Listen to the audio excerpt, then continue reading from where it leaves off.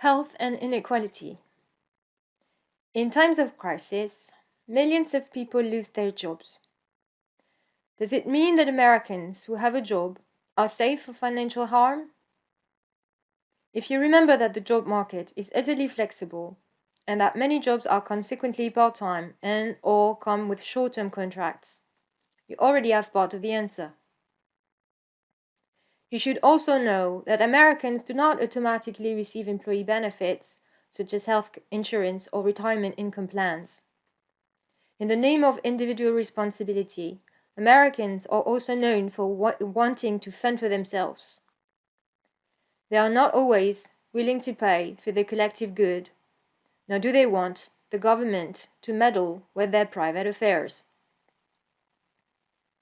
Since the Great Depression, however, there has been a consensus recognizing that there is a need for some governmental interference to provide a counterweight to market forces and thus achieve the goal of a stable economy.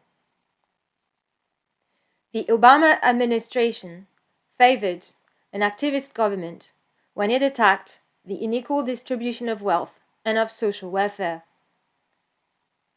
With the controversial Healthcare Reform Law, aka the Patient Protection and Affordable Care Act of March 2010, ACA, it offered Americans their first comprehensive national health system to counterbalance wealth inequality. Under Trump, the American administration favored a less interventionist approach. It repeatedly tried to put an end to Obamacare, but was not successful. It has, however, managed to issue some changes. Health insurance is no longer individually mandated. It means that Americans are no longer encouraged to pay for health insurance if they cannot or do not want to. The government no longer offers subsidies to insurance companies to motivate them to keep their premiums down and ACA compliant. It did not work the way it was planned, though. Premiums did not go up, and the federal government ended up with paying more to help people get health insurance.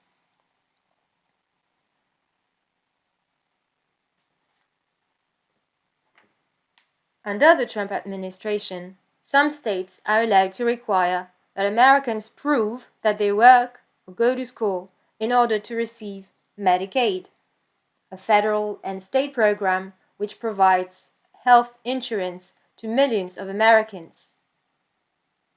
It means that Americans who are jobless might lose their health insurance as well and have to cover the costs on their own.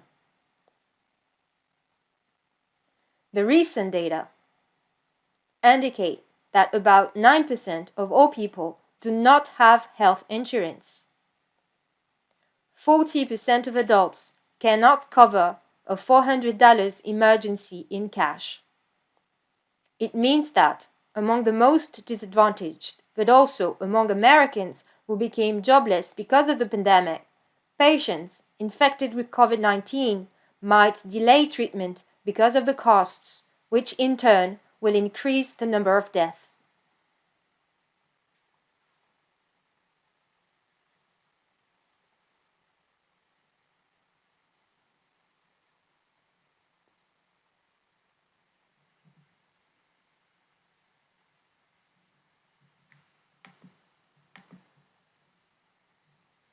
As we mentioned earlier, the healthcare system appears to be broken. The country has 2.9 beds per 1,000 people, which is one of the lowest rates of all developed countries. Consequently, American doctors have to ration care in times of crisis, while at the same time being able to innovate in the medical field, since most of medical innovations come from the United States. France, in comparison, does not fare well either if we look at the data dealing with the number of beds per 1,000 people. But in the United States, there are also issues with the number of doctors available for a given number of inhabitants, and life expectancy is also quite low compared to other developed countries.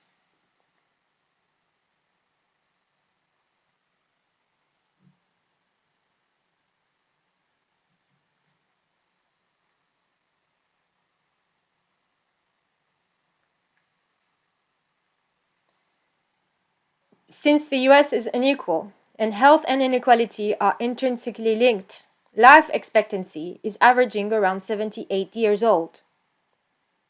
According to the World Health Organization, it is one of the lowest among developed countries. Life expectancy in America is thus 4 years shorter than in countries with better Gini indexes.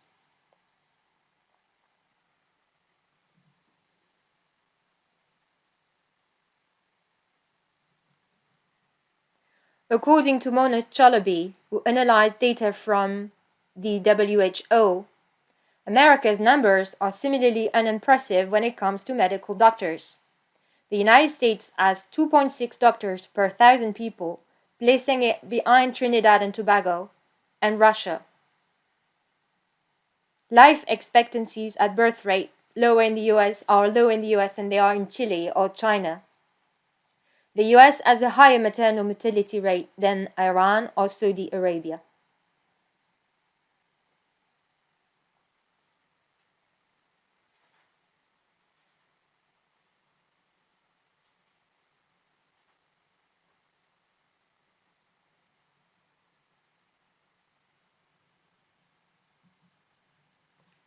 Healthcare in America remains more expensive than in any other developed countries.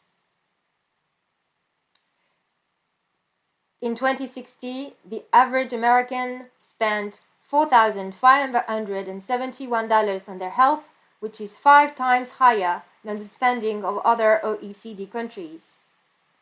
Despite it all, every year, immigrants come to the United States in great numbers, and the nation has more of them than any other country in the world, which is exceptional. Immigrants search for job opportunities, hope they will have a better life in the United States than in their native country. They flee harsh conditions and or discrimination back home, or simply because they think they can still live the American dream. In the United States, women are living better lives than in most countries, although again, there are some setbacks, such as the high maternal mortality rate.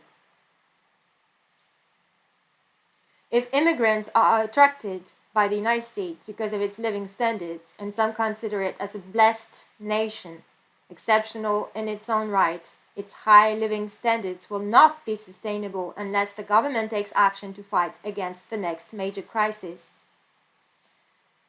This crisis is actually already there and had everything to do with global warming.